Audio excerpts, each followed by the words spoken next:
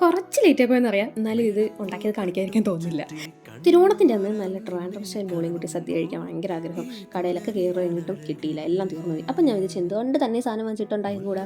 എൻ്റെ second try ആയിരുന്നു. മൈദയ്ക്കകത്ത് കുറച്ച് മഞ്ഞൾപ്പൊടി ഇട്ട് അത് നല്ലപോലെ മിക്സ് ചെയ്ത്, മറ്റേ പരിപ്പ് നമ്മൾ കുക്കറിലിട്ട് വേവിച്ച് മാറ്റി വെച്ചിട്ടുണ്ട്.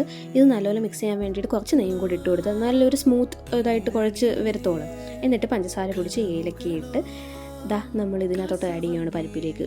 ആ പഞ്ചസാരയും കൂടി തട്ടിയിട്ട് കഴിഞ്ഞപ്പോഴത്തേക്ക് അതിൻ്റെ കൺസിസ്റ്റൻസി അങ്ങ് മാറി നല്ലൊരു പേസ്റ്റ് രൂപത്തിൽ കിട്ടും കേട്ടോ.